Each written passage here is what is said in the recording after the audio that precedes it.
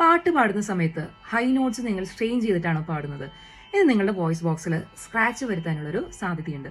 അപ്പോൾ എങ്ങനെയാണ് സ്ട്രെയിൻ ഒന്നും ഇല്ലാതെ ഈസിയായി നമുക്ക് ഹൈ നോട്ട്സ് പാടുക എന്നുള്ളതെന്ന് നോക്കാം. അപ്പോൾ ആദ്യമായിട്ട് നമ്മൾ ശ്രദ്ധിക്കേണ്ട കാര്യം എന്താണ്? നന്നായിട്ട് ബ്രീത്ത് എടുത്തിട്ട് വേണം പാടാനായിട്ട്.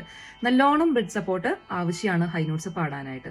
ഇത് എന്തുകൊണ്ടാന്ന് വെച്ച് കഴിഞ്ഞാൽ നമ്മൾ ഹൈ നോട്ട്സ് പാടുന്ന സമയത്ത് നമ്മുടെ വോക്കൽ കോഡ്സ് ഒരു ഫാസ്റ്റർ ആയിട്ട് ഒരു പേസിലാണ് വൈബ്രേറ്റ് ചെയ്യുന്നത്. അപ്പോൾ അതുകൊണ്ട് നന്നായിട്ട് ശ്വാസം എടുത്തിട്ട് മാത്രം ഹൈ നോട്ട്സ് പാടാനായിട്ട് ശ്രമിക്കുക. അടുത്തതായിട്ട് നമ്മൾ ശ്രദ്ധിക്കേണ്ട കാര്യം എന്ന് വെച്ച് കഴിഞ്ഞാൽ നമ്മുടെ വോക്കൽ മസിൽസ് ഒക്കെ ഒന്ന് റിലാക്സ് ചെയ്തതിന് ശേഷം മാത്രം പാടാനായിട്ട് ശ്രമിക്കുക.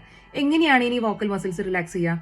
നമ്മൾ ചെറിയ വോക്കൽ വാമപ്പ് കൊടുക്കുക. എന്ത് വോക്കൽ വാമപ്പാണ് നമ്മൾ കൊടുക്കേണ്ടത്? ലിപ് റോൾസ് അല്ലെങ്കിൽ ലിപ് ത്രിൽസ് പോലുള്ള വോക്കൽ വാമപ്സ് ചെയ്യാം.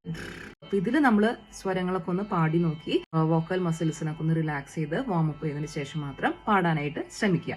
അടുത്തതായിട്ട് നിങ്ങൾ ശ്രദ്ധിക്കേണ്ട കാര്യം, പ്രത്യേകിച്ചും ഹൈ നോട്ട്സ് പാടുന്ന സമയത്ത് ഷൗട്ട് ചെയ്യുന്ന രീതിയിലാവാൻ പാടില്ല. അതായത് ഒരുപാട് സകലമാന എനർജി എടുത്ത് ഉറക്കനെ പാടി കഴിഞ്ഞാൽ എന്താ ഉണ്ടാവുക? നിങ്ങളുടെ വോയിസ് ബോക്സ് ടയേർഡായിട്ട് പോകും. അപ്പൊ അതുകൊണ്ട് അത് അവോയ്ഡ് ചെയ്യുക. ആവശ്യത്തിന് മാത്രം സൗണ്ട് കൂട്ടുക.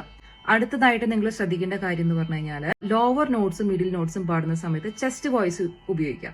ചെസ്റ്റ് വോയിസ് എന്ന് പറഞ്ഞാൽ നിങ്ങളുടെ ടോക്കിംഗ് വോയിസ് ആണ് നിങ്ങളുടെ ചെസ്റ്റ് വോയിസ്. ഇനി ഹൈ നോട്ട്സ് പാടുന്ന സമയത്ത് നമ്മൾ ഹെഡ് വോയിസ് യൂസ് ചെയ്യുക. ഇനി എന്താണ് ഹെഡ് വോയിസ്? നമ്മൾ കോട്ട് വായിടുന്ന സമയത്ത് അല്ലെങ്കിൽ യോണിങ് ചെയ്യുന്ന സമയത്ത് വരുന്നൊരു സൗണ്ട് ഉണ്ടല്ലോ, ആ സൗണ്ടാണ് നിങ്ങളുടെ ഹെഡ് വോയിസ്. അപ്പൊ അതിനെ എടുത്ത് ട്രെയിൻ ചെയ്ത് അതിൽ വേണം നിങ്ങൾ ഹൈ നോട്ട്സ് പാടാനായിട്ട്. അപ്പൊ എല്ലാവർക്കും ഈ ടിപ്സ് യൂസ്ഫുൾ ആണെന്ന് വിചാരിക്കുന്നു. അപ്പോൾ പാട്ട് പഠിക്കാൻ ആഗ്രഹമുള്ളവരുണ്ടെങ്കിൽ എന്തായാലും ഈ പേജ് ഒന്ന് ഫോളോ ചെയ്തോളൂ. നിങ്ങളുടെ ഒപ്പീനിയൻസ് എല്ലാം കമന്റ് വഴി അറിയിക്കണം. താങ്ക്